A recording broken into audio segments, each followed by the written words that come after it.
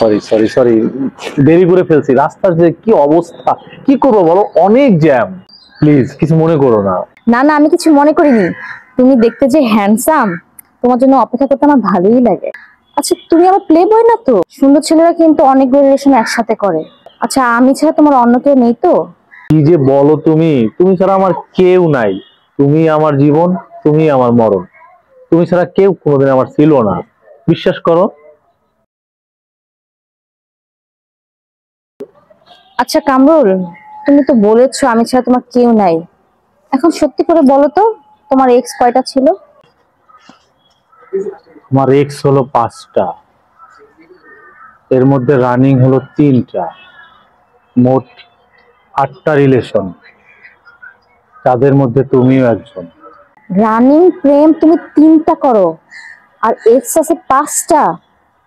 ও মাই god. আচ্ছা, এখন কি তোমার এক্সদের সাথে কোনো যোগাযোগ আছে? এক্স এর 3জনের সাথে এখনো যোগাযোগ হয়, আর রানিং 3টের সাথে তো যোগাযোগ হয়। আচ্ছা, তোমার পাসওয়ার্ড তো সব আমার কাছে আছে, ফেসবুক পাসওয়ার্ড সবকিছু। তো এতগুলোর সাথে তুমি যোগাযোগ কিভাবে করো?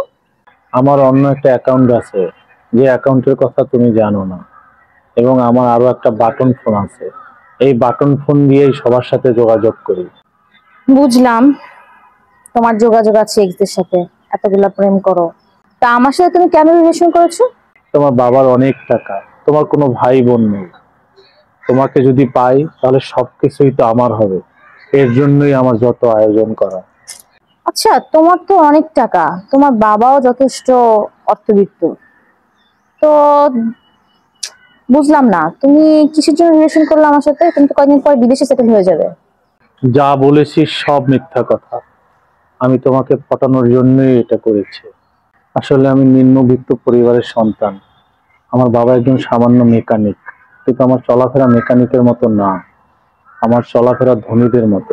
আমার কোনো টাকা পয়সা নেই, আমি তোমার সম্পত্তির লোভের জন্যই এত কিছু করেছি। কি? এত বড় বাটপারি আমার সাথে? অসভ্য! তোরে তোকে আমি মারলে হবে না, তোকে আমি পুলিশে ধরাবো, চল।